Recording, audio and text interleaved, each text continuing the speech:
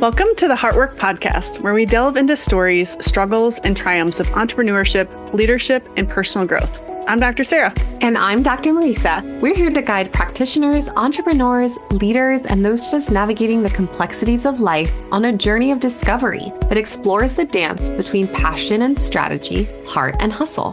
With candid conversations, insightful interviews, and plenty of laughs, get ready to uncover how leading with heart can transform your business and life. Let's dive in. Welcome back to another episode of the Heartwork Podcast. I am personally thrilled for this episode today because we get to interview Dr. Kristina Kill, formerly Stitcher, who was someone that I met years ago when I was still in chiro school. She came to teach a seminar at one of the local offices in the Quad Cities while I was at Palmer, and I just fell in love with her fire and passion for chiropractic, for pregnant mamas, for families and kids.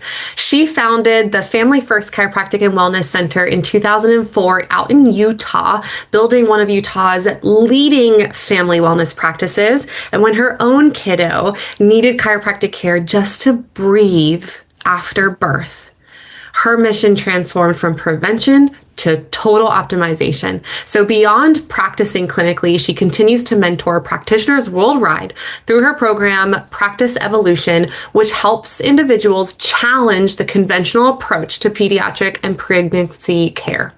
As a mother of 4, navigating teenage and young adult years with a lot of humor and a lot of heart, Dr. Kristina really truly embodies authentic healthcare leadership and has truly transformed a lot of personal challenges, which you guys are going to hear all about, into professional wisdom. And she just chooses heart-led achievement over ego-driven success every single turn. We were just talking about that with you on the kind of recording call, and just understanding how much life you have lived and how much you have given to this profession, but your journey is one that is profound and has a lot of different winding turns and twists. So let's start at the beginning, from like becoming a mama with a planned home birth to going through health stuff that required you to actually focus on your own health and healing.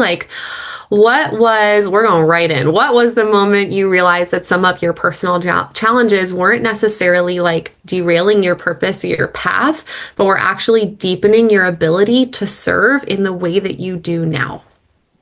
I love these questions. I'm so thrilled, you guys, and we're going to go all over the place. So let me give a short. I'm going to hit William's birth real quickly because that gives me purpose in the profession. And then I got to hit a little bit of my health journey.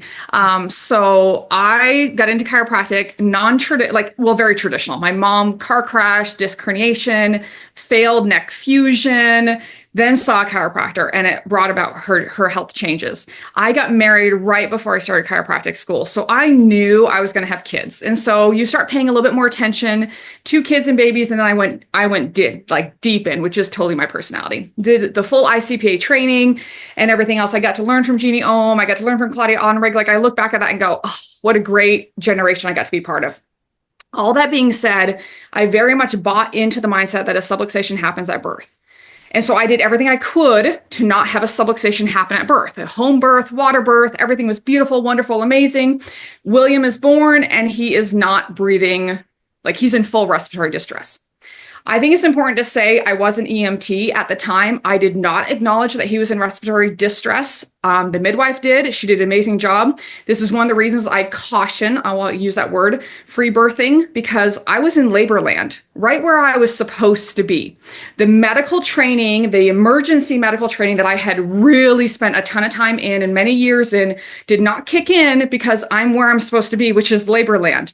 And I look at that, and that's a concern or a caution that I have for other people, because my son had an amazing birth, but in the process of being born, he had respiratory distress, and the midwife did everything right. I didn't acknowledge what was going on as a new mama, but I luckily had a chiropractor at that birth, and it was her first birth she had ever been to.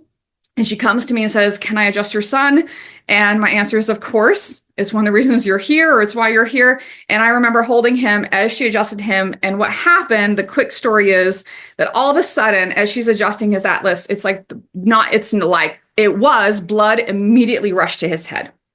Like the floodgates opened. And in that moment, it has I love it. I got the goosebumps. Oh, I love that we still get to be inspired by these things, because it transformed me from a subluxation can happen at birth to every baby deserves to be checked by a chiropractor, assessed and corrected when appropriate as needed. I did everything right, you guys, and yet my child absolutely needed a chiropractic adjustment to now start to breathe normally, to function, not just optimally, but to start to function normally. So then he could start growing optimally.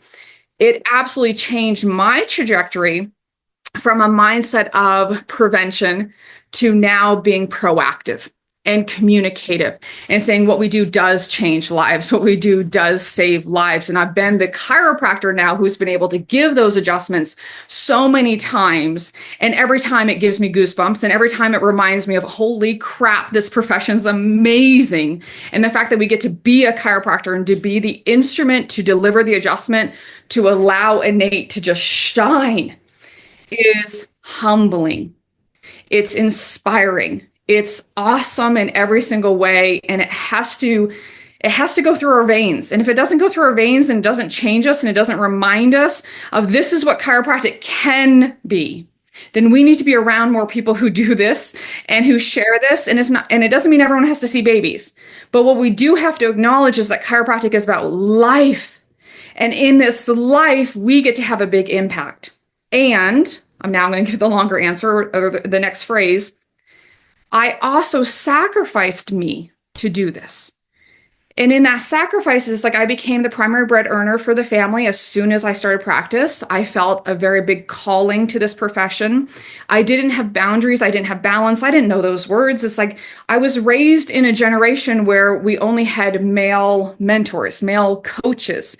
And in that, and there's nothing wrong with that other than the mindset was you work your butt off and someone else raises the kids. It's like that very traditional male model, but I'm a female.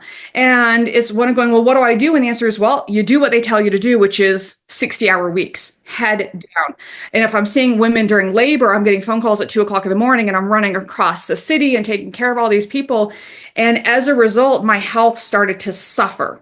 I went through a few crises of health, major issues in my life. And we can go into those. I don't mind at all. But my quick answer is, or my short answer, or my loving answer is, Kristina, what are you doing to take care of yourself? And I kept on saying, well, I'm getting adjusted. But getting adjusted isn't enough when we're pushing ourselves so hard. Maybe we need to be adjusted 3 times a day to just deal with what we were doing, not to stay in a place of healing and optimizing. So in my mindset, I always said, well, I'm getting adjusted. That must be enough. And the answer is no. Let's acknowledge the power of the adjustment and the limitation of matter and the fact that we're pushing ourselves harder than anyone else should be, which now means those words boundaries and balance and mentors that are appropriate for us to help us really live the best life we can now rather than waiting and delaying that. What does success look like now? And so it has absolutely shaped me, not only as a doctor, but as a mentor, and now as a coach, and as someone who can just love on, and as a friend, and in this profession go, girl, guy, and I mean this because it's not one that has to be just gender specific, but especially the females, you guys are at such an advantage now than what I had. And I love that I get to be one of those mentors to say, and I say this often because it reminds me, I wish I had me. So as a result, I get to be that mentor for other doctors to say, you don't have to repeat my mistakes. And I'm not embarrassed about what I did. But at the same time, I have compassion and grace, but I would have done it differently. And in that difference is in that learning and in that opportunity to share and say, I love this profession, but I sacrificed a lot. And we don't have to sacrifice that much to prove that we love this profession. Amen. I mean, do y'all just hear the emotion In her words, like, do you understand why we love her so much? You're like, I can feel that. And I feel emotion welling up in me because I think Sarah and I have both gone through journeys also in the sense of like feeling like just push and push and push and grind and grind and grind. And we do it in this beautiful profession that's in service of others. So you get that like feedback of just being fed, like, well, I'm doing this for others and like I'm doing it out of service and servitude, but you forget about the person that's pouring from. And so I love the touch on not only like what are we doing for ourselves, but actually surrounding ourselves with people that are appropriate for us as mentors and that are pouring into us and also honoring that part of ourselves. So you talked about a couple different health things. I feel like too, as healthcare providers, and like, yeah, we were like, I got adjusted, I did my thing. Sometimes we're a little more sheepish about acknowledging that we don't always take care of ourselves in the way that we should. And so having to almost shed a little bit of that, like, we talk about the ego of being fed of serving others, but also what about the ego of us being in the health profession and wanting to pretend like we're great and we don't deal with this stuff because we're trying to heal others and show them the way. And it's like the identity crisis of like, well, I have to be 100% in order to help convince this person that they can get to 100% too, because look at me. It's really, I joke that chiropractic is extremely judgmental. And I don't believe we mean to be. We also are very black and white. And I don't think we acknowledge this. It's like without meaning to, we're saying to our patients, well, you choose us or you choose medical. You got to choose. And the answer is we really actually don't mean that, but we actually say it. And without acknowledging the ripple impact that has. I have suffered with weight my entire life. And it also brought its own health issues for me. And I'll tell you, the judgmental part of that is I'm on stage teaching a whole bunch of chiropractors and I'm feeling this judgment of me because I'm carrying extra weight. And I'll tell you, and the joke is, it's like I was eating better than 99% in that room. I was exercising more than 99% there. Like I was doing everything right and my body wasn't releasing the weight. And it's one that was a very hard thing for me, a very hard thing to sit down with patients and to sit down with other chiropractors and feel welcomed in this room of providers who exude health and wellness. And I knew, and it wasn't just a projection, I knew I was being judged by my weight because clearly I'm not healthy. And the answer is, I agree, but it wasn't because I wasn't doing healthy things.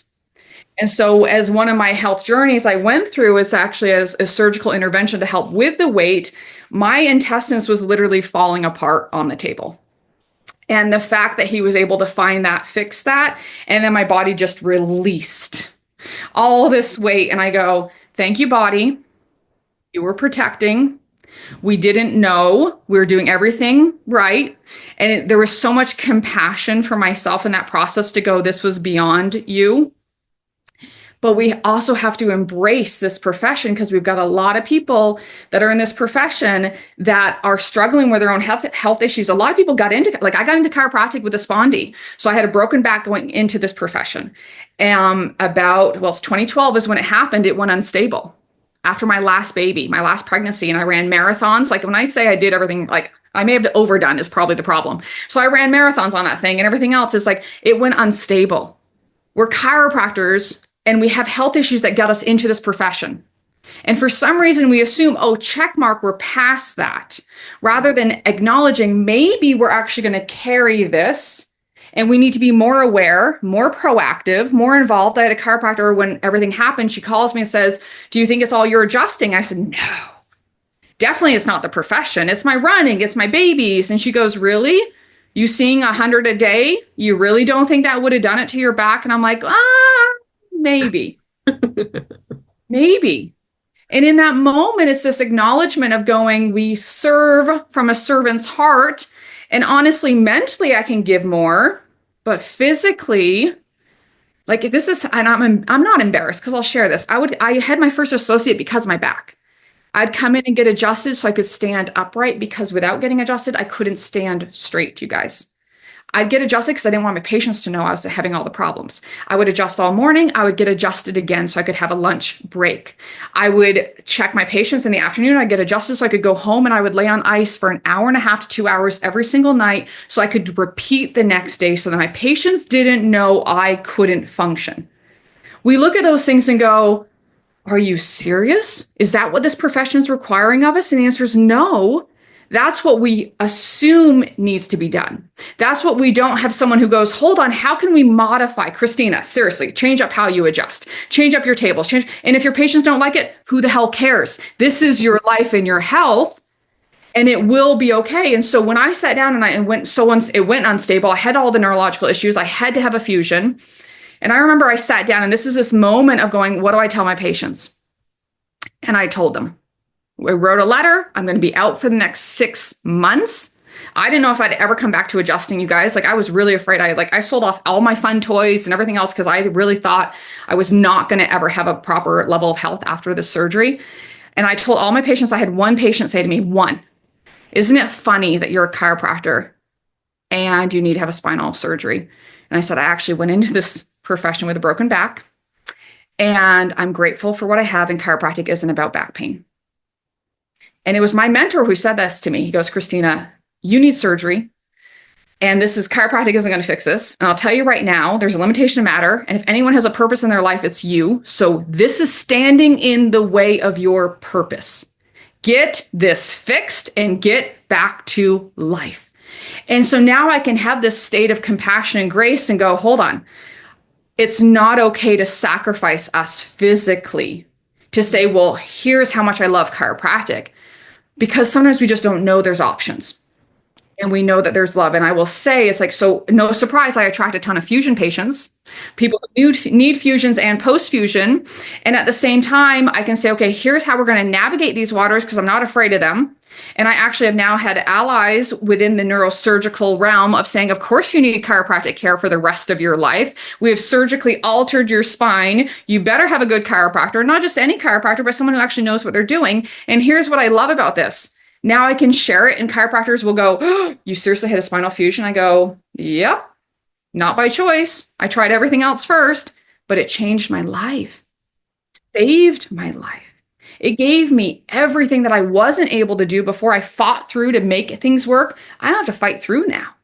My health has drastically improved because of that. I'm so grateful for it. But I'll tell you, I'm more of an advocate of chiropractic, because do I need more care or less care? Because I have a fusion.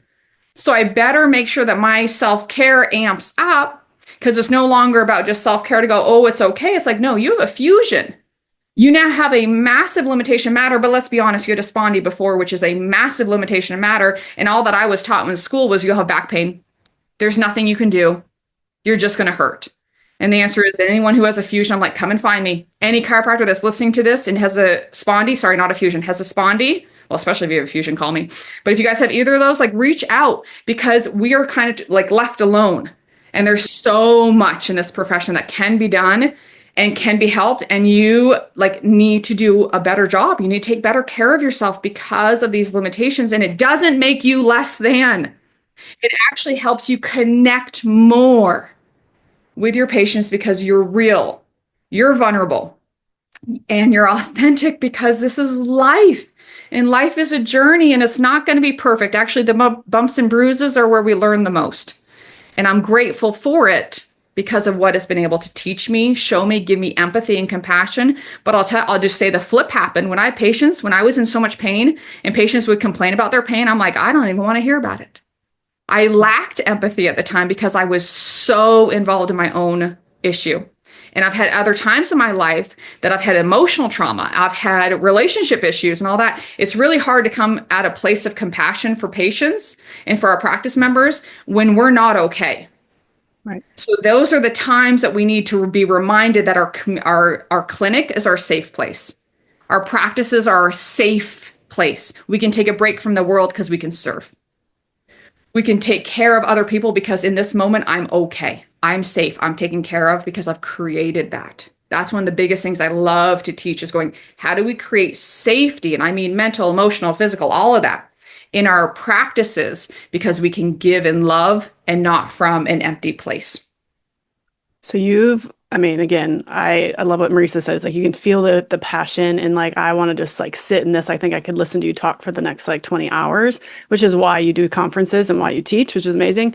You alluded to this multiple times about not only just in our profession, but how there's this there is this thing that basically like we have to overachieve, we have to perform, we have to be these crazy, kooky, holistic, crunchy people that never take a medication, never do a surgery, never go down that route.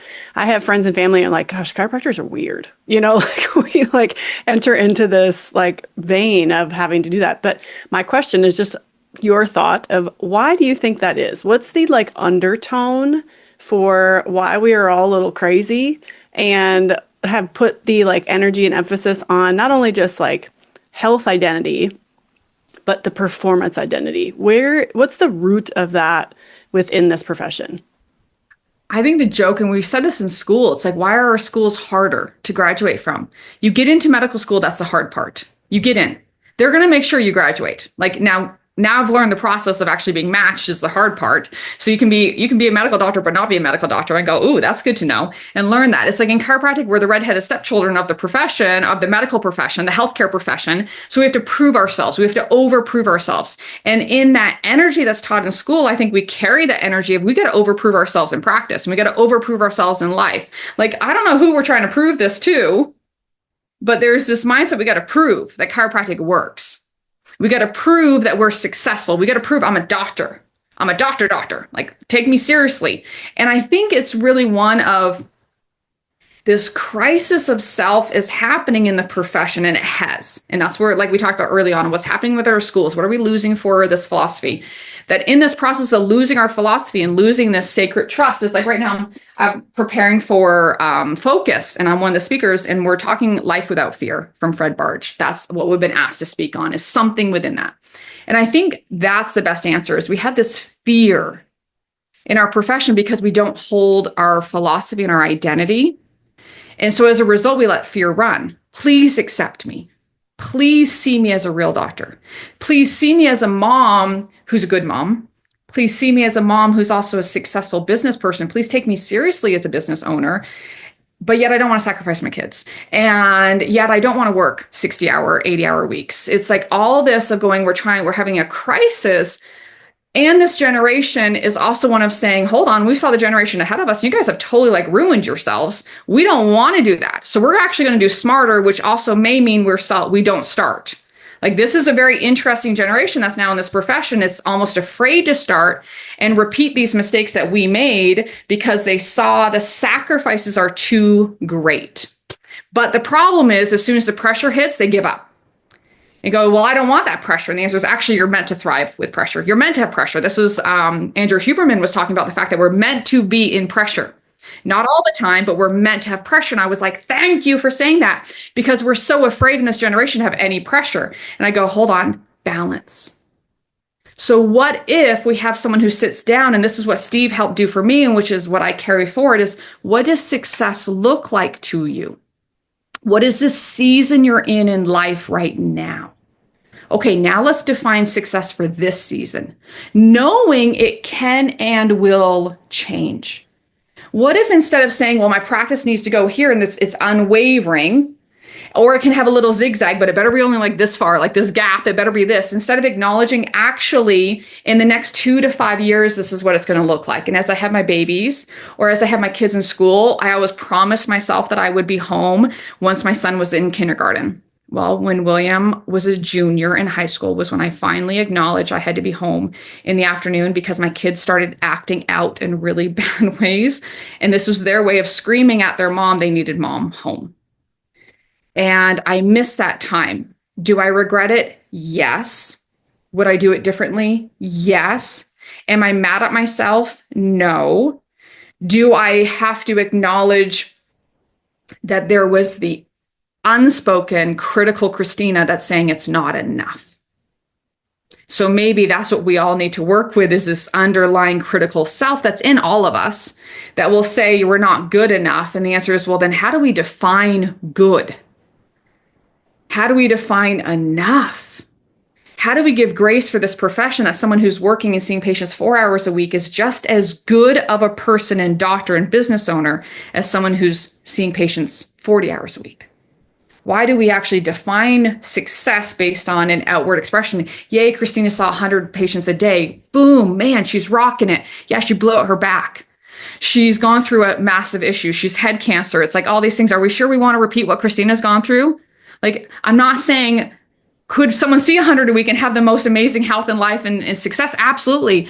But at what point in our lives do we say, I want what she has, but are you willing to go through what I went through to get there? And what if you actually can align with someone who goes, well, actually, I can help you get there, but you don't have to see all the, like, you don't have to go through all the pitfalls. And this is where I love with community and with the internet and with groups that we are actually doing this as a profession. And we're holding each other. It's like with the joke is this is the only profession that circles up the wagons and shoots within. I don't feel that anymore. I know it's happening, but I'm finding the community that's not doing that. I have chosen and helped nurture a community that's going, no, we're going to do this. And how can I help you? And when I have a doc that calls me and says, I'm dealing with this health crisis, my first answer is, what can I do? And I don't mean give me no answer. What can I do to help you? What do we need to do as chiropractors to uplift you? What can we do to take care of your patients if we need to? Because that's what we need to be doing for each other, is acknowledge that this community, this profession is profound. What brought me back to Utah after teaching at Parker and missing being in practice wasn't just my patients. It was the community of chiropractors that I had built in this state. I had poured on my state with the association and being in charge and everything else. And it gave me back. They loved back on me because I loved on them. And I realized I was missing my community. So what do we do to build community is we need to get outside of our own four walls. We need to stop having this mindset of like, we're the only one that's doing this, because we're not. And how can we find someone who's 5 years ahead of us, 2 months ahead of us, got a practice that's at the next season we want to go into? And instead of going, oh, I want that right now, the answer is no, I can see that. Thank you. You're helping me stay inspired and looking at the horizon. And I'm right now in my space and I'm grateful. Devin Verana quoted the phrase, or at least I'm going to give her all credit because she deserves it. And she's a fire hose in every little way, is that she's gratefully unsatisfied.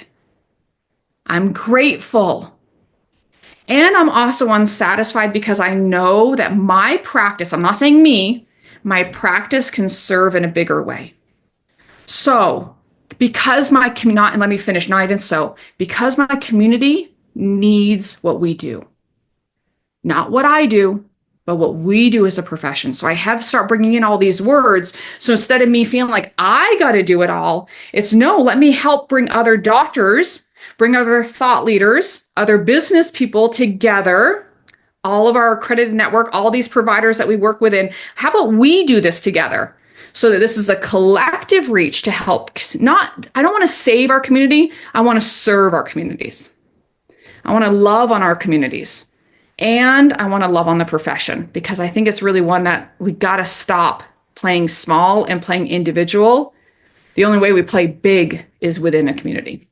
Absolutely. I mean, I was just talking with someone about this yesterday. Someone had reached out about mentorship and was like, I don't need a community. I don't need that. I just need the mentorship. And it's like, hold on a second, because I think that there might be something under there that we do thrive. I mean, Brene Brown wrote a whole book about like belonging, right? I mean, we thrive. We are creatures. We are humans. Like, we are meant to be connected. But sometimes I feel like, yes, if you have been a part of certain groups, that connectivity may have felt disingenuous, may have felt competitive, not authentic.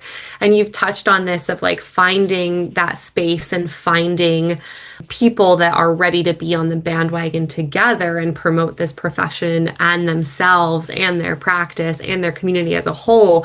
And there's this kind of, I experienced dichotomy with noting that like, no, we can't save everyone, whether it be through mentorship or whether it be actually like clients of our business, patients in our practice, so we can focus on the ones that are ready, but also that internal battle of also feeling like, am I failing this person by not taking them on? Is it like, should I do more? What if I say something that could have changed that mind and then they would have been someone that is ready? Like, how do you really discern the need to serve those that you're meant to serve, the people that you need to release, and then know the difference of like, well, maybe it's not failure. It's just like you said, boundary around that, while also just increasing your capacity as a leader to be able to to do that, hold space? Love it. Loaded. Okay. So first thing that comes to mind is care, but not carry.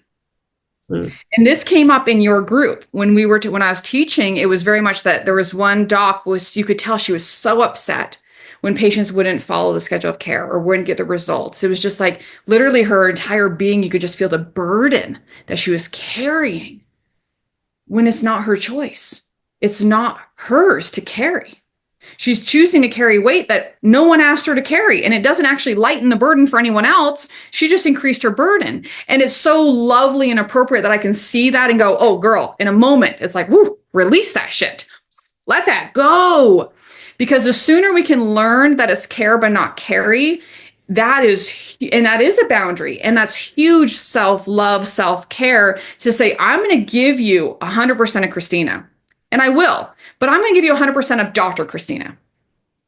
I'm going to give you 100% of what I'm able to give you because you deserve that.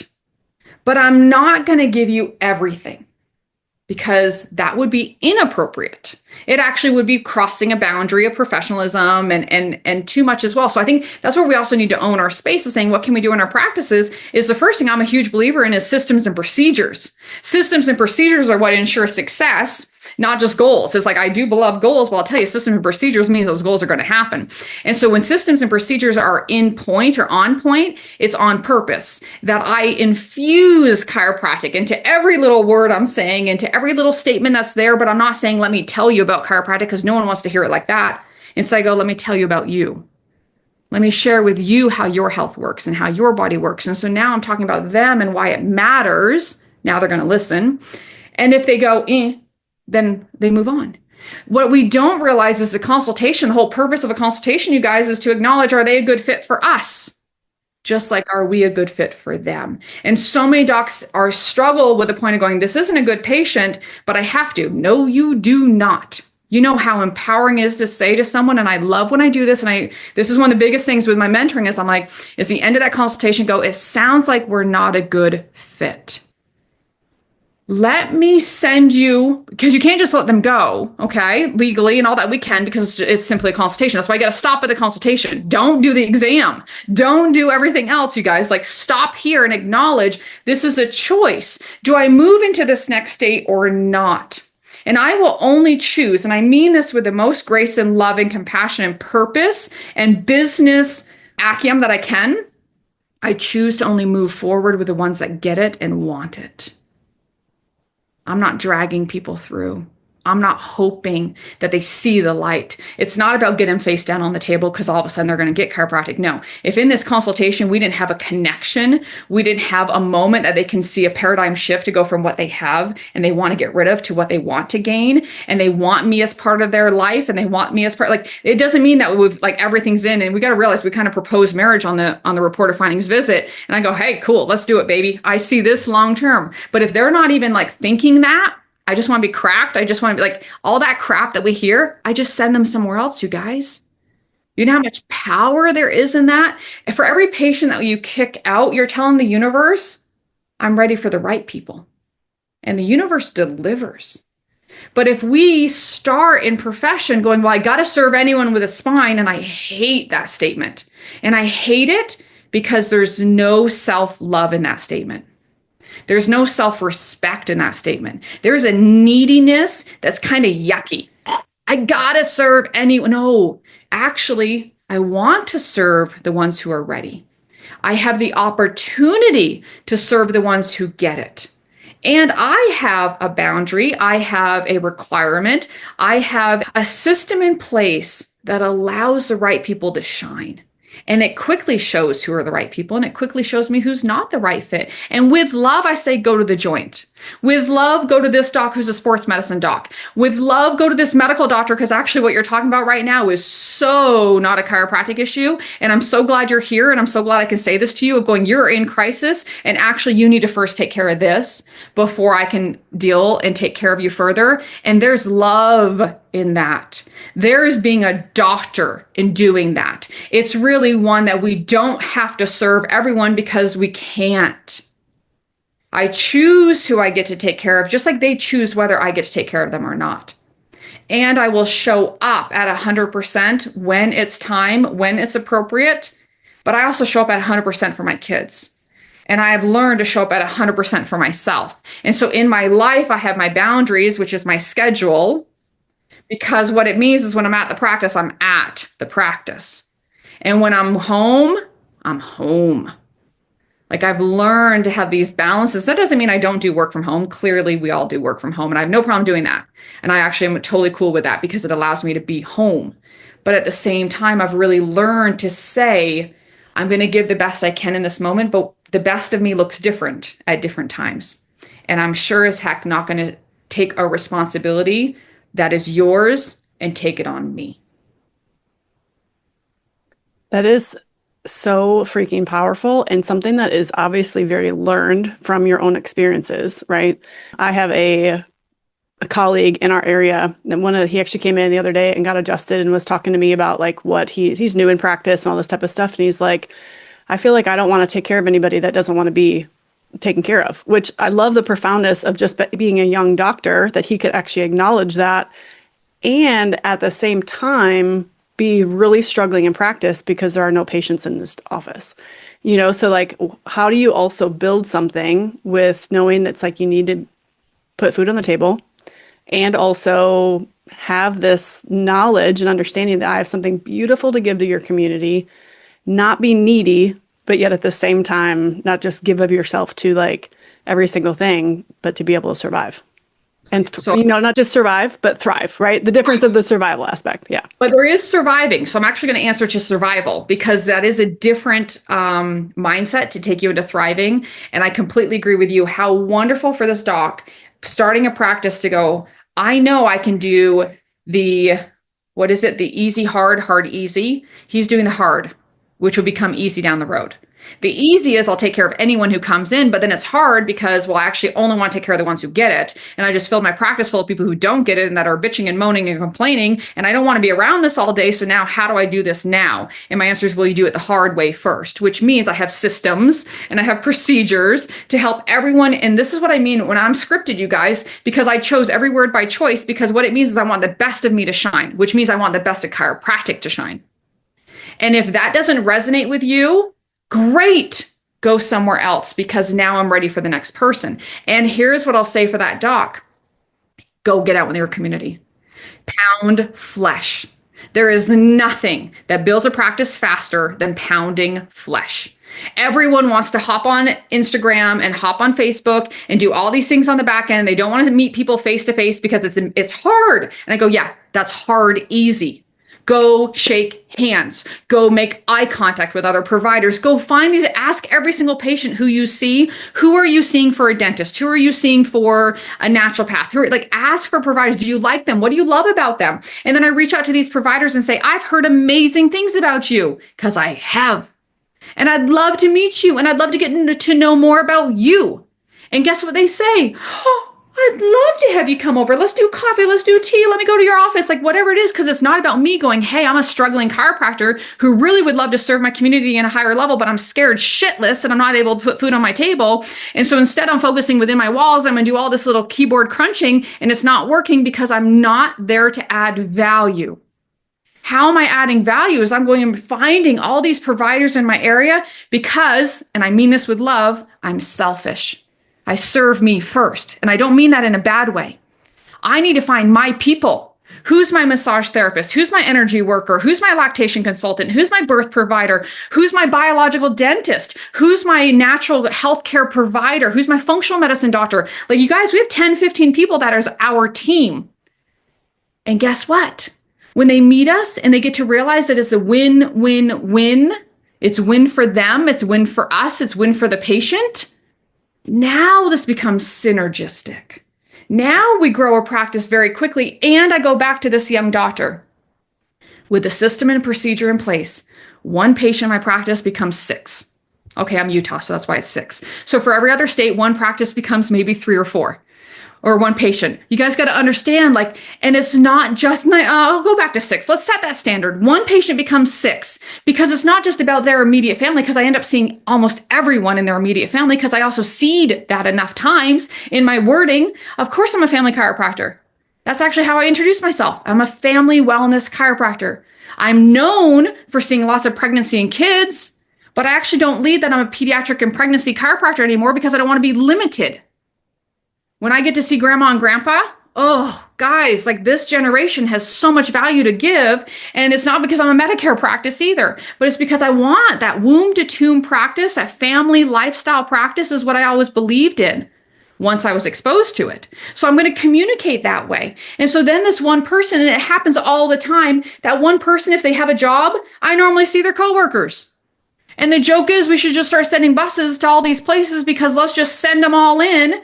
Because when someone gets excited, when they finally find a provider who gets it, like, holy crap, they get me, they understand me. Someone finally is putting these pieces together that I have felt lost. I felt unheard. I felt like my body's a lemon and it's breaking down. And finally, you have a provider who puts these pieces together, go, no, your body's amazing. Your body's powerful. It's designed to heal and repair itself. The only reason it's broken down is because there's interference. You haven't done anything wrong. Your body isn't broken. Let's remove this interference and your body's been surviving. Because of everything you've been through, your body's been surviving, and I'm here to help it thrive. Seriously, guys, who wouldn't want to tell everyone else about it?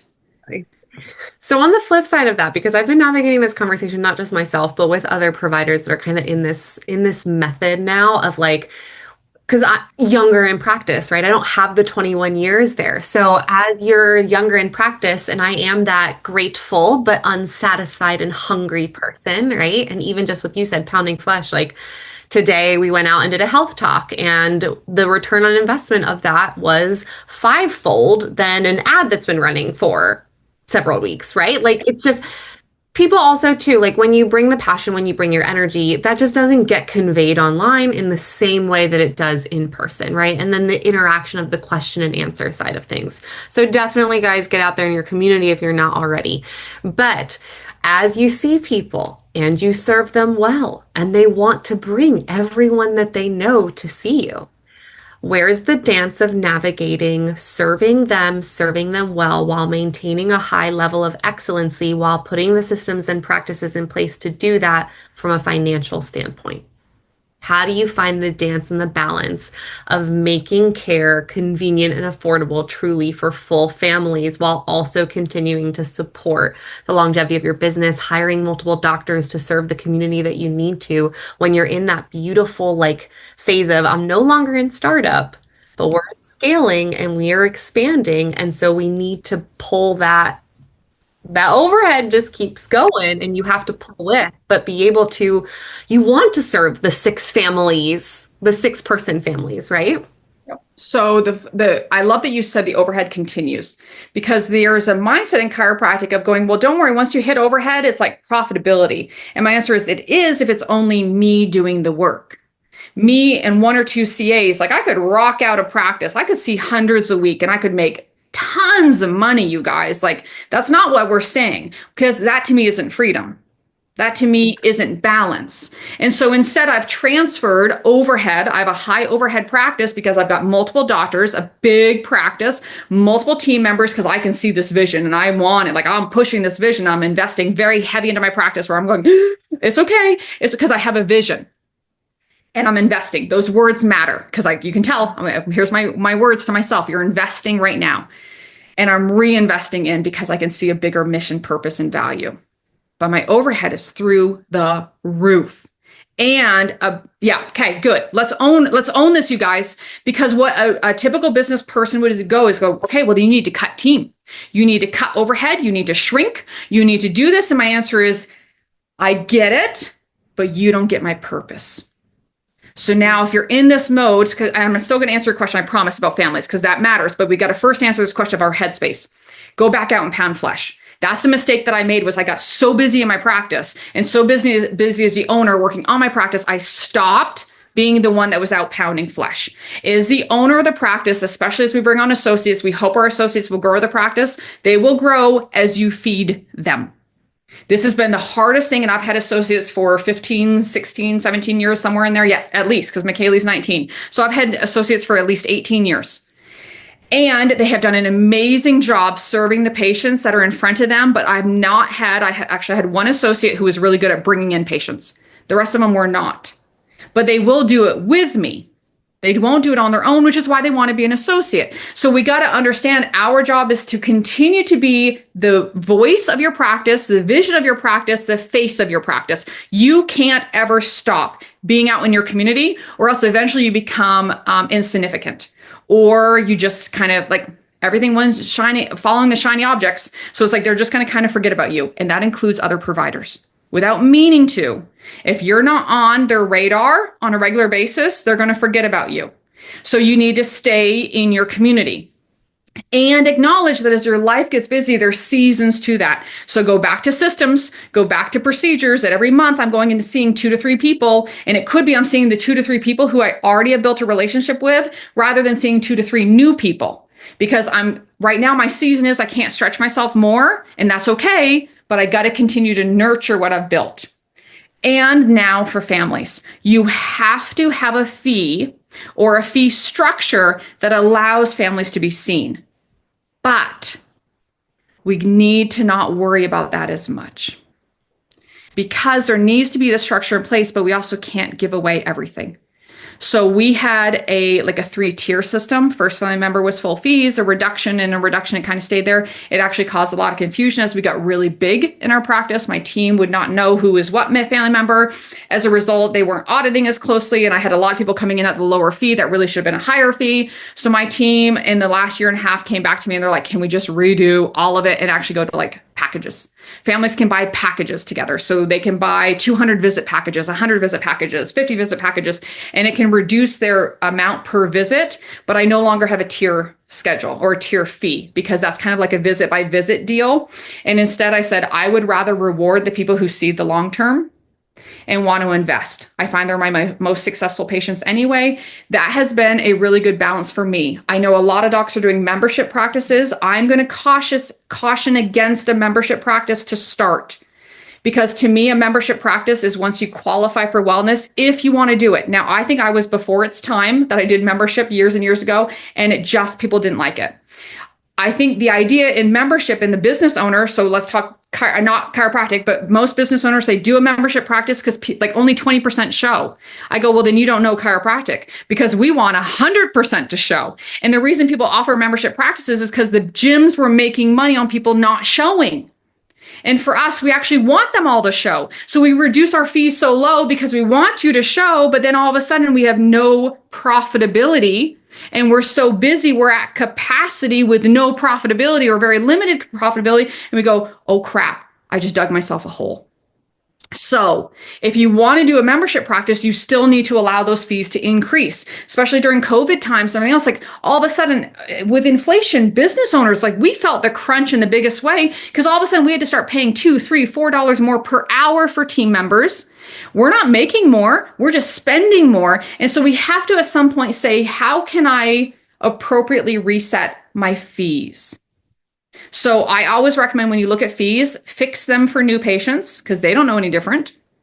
And then back end, you go and you look at it. I try not to do a fee change I don't try to do it every year. I try to do it every 2.5 years type thing. So I know if I'm making a fee change, it's going to stick for a while. So I got to make it an appropriate fee change. When I was moving into my new space, I did a fee increase the year before we moved because I did not want my patients to perceive that they were paying for the new space. So it's those things I talk about of going, I don't want people to think, oh, well, she's got a bigger space. That's why our prices went up. No. So again, how do we figure this out? And I understand that some people say, I just truly can't afford it. I go, I get that. The old me would have given away the care, but I can't give away the care because I'm paying for their care. No care is free. Someone's paying for it. So if someone's ever being seen for free, it means that I'm paying that cost. So you guys run your overhead and divide it by how many visits you're seeing over the month. That's your cost per visit. So if your cost, which a lot of chiropractors are 30 to 35 is their cost per visit, and you're only charging 40 and you're wondering why you're not making money, there's your difference. This is what's so good about numbers. I love stats. I love them because it gives me understanding. It doesn't give me the full picture, but it gives me pieces of the picture. And so when we start understanding that and go, okay, well, 35, holy crap, that's a really high overhead. What can I do about it? And we're family practices. The trick really is volume. We got to see more, or we need to lower our overhead. And the answer is sometimes you got to do both, or sometimes you just got to change it all up and say, you know what? I want to see families, but my fee is my fee is my fee. And there's nothing wrong with that statement either, because no chiropractor serves working at Home Depot. No chiropractor changes the world by having to do Grubhub at the end of the day. Like, I'll tell you, do all those things as you're getting going, but we need to honor the fact that we need to be able to take care of our families, serve our families first. That's the reason of a practice, is to serve us and our families first so that we can serve our community. So freaking good. Okay, so let's talk about like legacy and impact, because obviously you have a big mission and a big vision, and I'm kind of curious about what that looks like for you, but also how you can really help people see what that looks like for themselves, right? So after 21 years in practice, teaching, being a faculty, continuing to teach, like having all of your like health rhythms, I know relational transformative journey as well. What do you know now about how you lead yourself that you wish someone would have vulnerably shared with you when you were first starting out? Embrace where you are. Acknowledge that your legacy is being created right now. You don't need the years. Years will help. Years give experience. Experience helps you see the big picture. The biggest mistake we make when we are young or new to something is that we think this one thing means everything. And the value of time and experience, as we step back and we acknowledge the perspective. The joke is, as chiropractors, the older we get, the more blunt and grumpy we get, because we don't deal with shit anymore. Because when we were young and needy, we felt we had to tolerate that. And as we get older, we acknowledge we don't have to. So that's my advice to someone who's young, is be bold, be authentic, be who you are. And the right people will come to you, and actually they're going to flood to you because they're craving authenticity. They want someone who can actually see them and honor them right where they are. And the best way you can do that is honoring who you are right where you are. Have systems and procedures in place so that you know the right people for you. And those are the ones you pour on, because like creates like. Like refers like. And so when you create your legacy, it creates as a happenstance. But I went through, and one of the big things that happened is I lost my dad very suddenly. It was a stroke, and we did his funeral about 10 days later. And I got to be there when he passed. The whole family was there. I flew across country, so I luckily got to be there when we removed life support, and he passed about 16 hours later. And we're holding his hand, and we're telling him that he did a good job. Honestly, like, that's how everyone deserves to go, is with love and with purpose and with an adjustment. I definitely adjusted him. And in that moment, I'm adjusting him, going, why am I adjusting him? I know he's going to die. I know he should die. And it's going, because we do this because we love. It's an expression of love. And when the funeral happened, we had people literally like pour in from the country that my dad had had an impact on in a small way and in a big way. He was one that would stop for anyone on the side of the road and help them. They came to his funeral, and they were sharing with us. And I remember this one girl that she was a young race car driver. My dad was a race car driver, and he had mentored her. And she's like bawling on my shoulder. And I'm like, who the hell are you? Because I'm like, you're more upset than I am. And I'm his freaking daughter right now. And it's really one of going, I love that. Like, I can joke about it, but there's the legacy. It's in those small moments that you create massive impact in people's lives. And yet we get to do this every single day. Every single adjustment, every single patient interaction, every single client interaction. When we look at this, you guys, we are fine-tuned to have the biggest legacy if we can own it. And it's not a burden. It's an opportunity just to own, I'm a chiropractor. I'm not going to, let's go back to the statement of like, we have to prove ourselves. I'm a chiropractor. Let me not prove myself. Let me just stay within myself and go, I am good enough exactly how I am. This whole paradigm of life and health and like crunchiness to crispiness is a massive paradigm. And I'm on my own journey, which means I'm going to accept and love on all my patients in the journey that they are in as well. And a lot of my patients, they have not even really heard about crunchy lifestyle until they come into my practice. And so I have to acknowledge that I'm the beginning of that paradigm for a lot of people. And so if I start blowing and going with all these things I can say, like I could overwhelm them in so many ways. And I don't want that. And I can have them feel judged in so many ways. You vaccinated your kids? Oh my hell, what did you do? It's like, no, that's inappropriate. They don't know. And it's also a choice. How dare I make a judgment call on them if I believe that vaccine should be a choice? Okay, I just remove that choice and I judge. And so we got to check ourselves. We got, again, that judgment that comes through so easily without meaning to. But what it is going, if I could say what is one thing that I would hope my legacy would be, is that I could share like self-acceptance, self-love. Because if we can have compassion for others, it starts with compassion for ourselves. And man, that's a lifelong journey. Yeah, I feel like it's the common phrase of something that might seem so simple to you might be so far out there for someone else. And that doesn't just apply to our patients and their understanding of care or their understanding of health, but it 100% also applies to us and doing heart work and doing inner work and carrying the journey and knowing that like it's okay to just start with like looking at yourself in the mirror eye to eye and then feeling what emotions come up from that. It's okay to just start with being observant of the way that you respond to people in your business, the way that you're reacting to people's expression of themselves in your home, in your family, in your relationships, like all of these things, we have to be more observant of ourselves, understanding of ourselves. And I love, you just say, just the compassion and everything we do and give of others from love that still includes ourselves. I think, and I'm going to go here for just a second, because we referenced a little bit of a relationship change, a little bit of one. I am grateful that I had a long marriage, almost 23 years before we got divorced.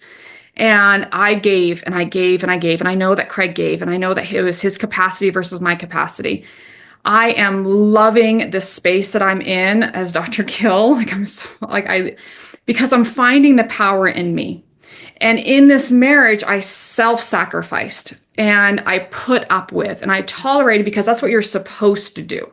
When you're in a marriage, you make it work. I actually have my podcast that I just recorded yesterday that's dropping next week is talking about like having a supportive partner. It's better to not have a partner than to have a partner who's not supportive. Like that's what we now know in research. And it's really one of saying, and I'm not saying he wasn't supportive, but as time went on and his own demons came up, he could no longer be supportive and he self-sabotaged, which meant that it imploded in the family. My kids were sacrificed for it, and that's not okay. And it helped me find a courage and a place for myself to say, we don't have to tolerate. I'm going to become the best version of me. And if other people in their lives aren't becoming the best version of them, and we were tracking together and now the paths are deviating, we need to let those go. And that doesn't always mean our romantic partners, because I really would not wish this on anyone.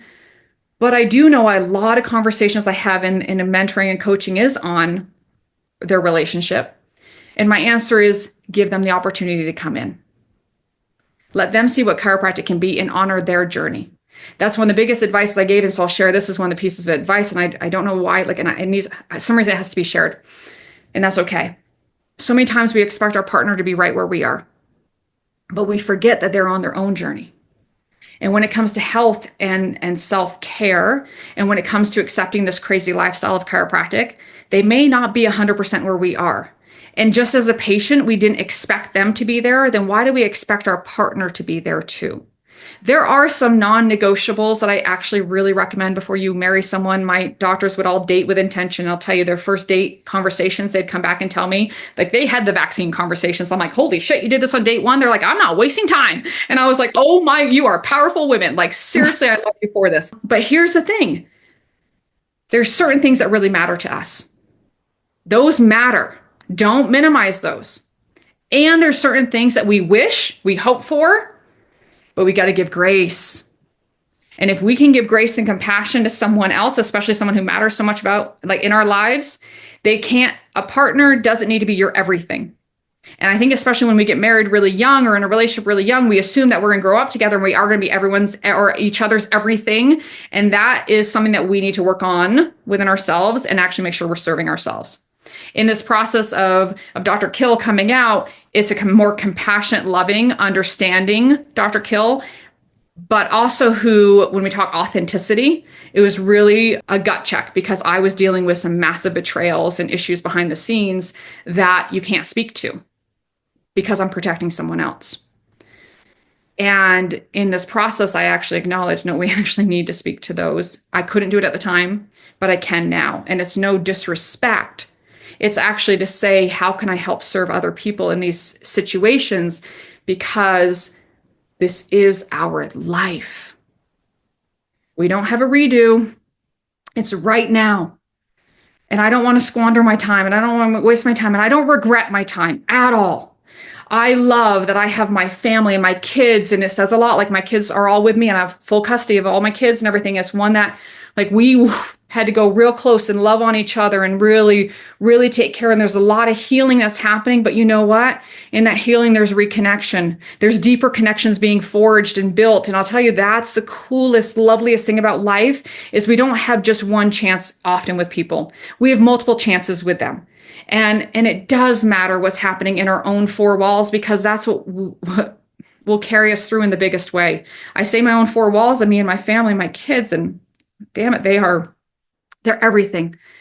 And I showed up at the best I could back at different stages, but because I was in crisis and I was in trauma and I was dealing with massive things I should never have to deal with as a mom and as a wife, I couldn't show up at the best that I could be now. But they now get that. They get the healed version of me now. And instead of me regretting that I couldn't do that for them before, I can honor the fact that we can do that now. That's one of the biggest things I'll say, that this experience, this legacy, this time, this self-compassion, it's not too late. Because if I'm doing my best, then it can always, like, I can leave that and I can do my best now. And I can serve and I can give caution, I can give advice, but it is all of our own journeys. And we have to love. This is my statement, especially my dating, Kristina. Oh, you cute little girl. Because Kristina did not know how to date properly. And Kristina did not know how to do these things. And so now I'm learning so much. And you're so adorable, Kristina. And there's no meanness in that statement.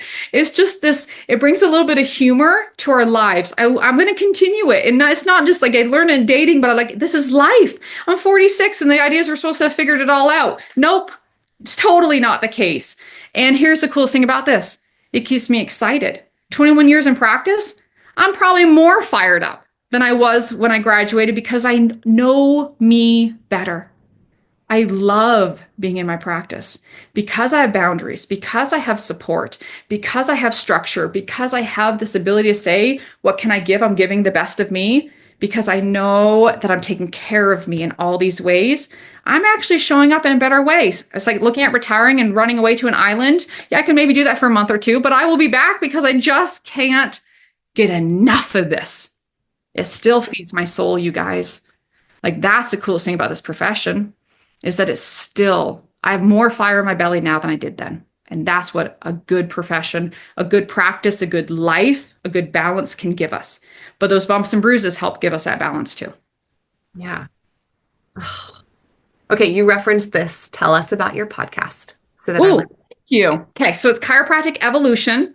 And the idea behind it is philosophy, business, advice, mentoring. Like obviously I am a mentor and a coach. And if people want mentoring and coaching, awesome. And I do individual coaching and then you're part of small groups. So it is a community as well. But I find a lot of docs want individual coaching. Like it's just not available. I go, yeah, because I can only take on so many people because it is time intensive and heavy. And yet, ooh, that also feeds my soul. So it's one that I have to acknowledge, like this is really important. But it's Chiropractic Evolution. I just share. And so like I said, on Tuesday, the next one's going to drop. I try to do at least 2 per month. And it's just, I shared my cancer journey. I've shared my health journeys. I've shared my business issues. Like I'm very much like, I am authentic. Like I'm authentic and I'm vulnerable. And my hope is that people can hold that space. And what's happened is people have reached out to me going, thank you. And it helps give me permission to keep on sharing because this is how we all uplift each other, is that we share and we don't judge, and we give love, and we see it from a perspective of growth and learning rather than a poor me. There's no poor me. It is one of going, how do we help up level? Where's the advice I could have given my young Kristina? Where's the advice I can give you guys? And really to say all this is like, just love on right where you are. If you fall in love with yourself and with your life right now, then everything changes, because this is your life right now. Make it magical, make it amazing. Do those things now. It's like I'm scuba diving and all these crazy things I do. Yeah, you know what? Like, it's an awesome life. I can't do it all at once, but I can do it all as I plan things out and as I look for things, and I have things to look forward to. And this is like, oh, you guys, it keeps on getting better and better. Better and better. How can people get in touch with you if they'd like to? Okay. So practiceevolution.com is a great way to do it. If you want to see kind of like behind the scenes with the practice, or at least the patient side, it's utahfamilychiro.com. And then shoot me an email. You can totally do that. Dr. Kristina's with a K, at practiceevolution.com. And it's one that, like, I'm on social medias. Don't do the Facebook thing because that's my old last name, but it's Kristina Kill on Instagram, Kristina A. Kill on Instagram. But reach out. Like, it's really wanting to say, hey, I just would like to chat. I need some advice. I need a good kick in the ass. You know what? I'm really good at giving a good kick in the ass, but with love and with purpose and with implementation steps, because action overcomes fear. And that's one of the biggest things I'll say is when we're in these moments of fear, what can I do right now? And do one thing. And you'll start realizing that perspective changes.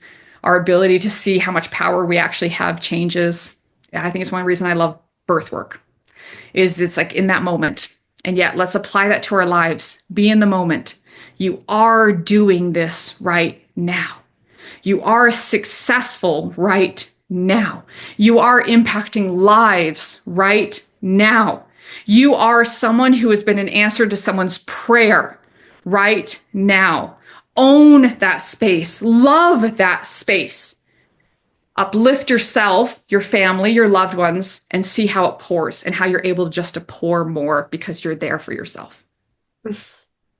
I cannot say thank you enough for joining us today. We will make sure to add all contact info to the show notes so people can absolutely pop into your inbox and say hi.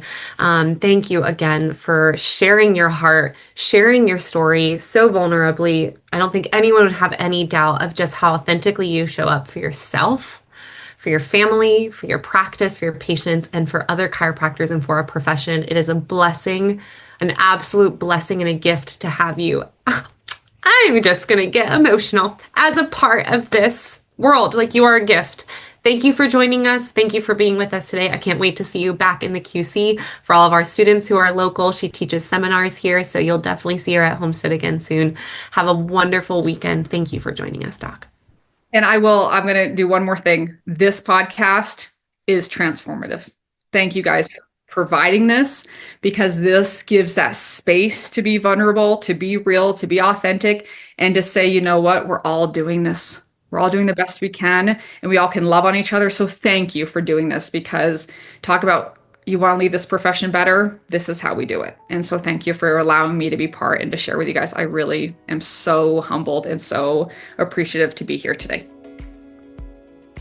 So thank you for joining us on another episode of the Heartwork Podcast. We hope today's conversation has inspired you to lead with heart in your business and life. If you enjoyed this, subscribe so you never miss a release, rate our show, leave us a review, get on our VIP email list, and join our exclusive Facebook group, The Heartwork Life, to plug into our community and learn from us and other heart-led entrepreneurs on a weekly basis. We look forward to chatting with you next time. Bye!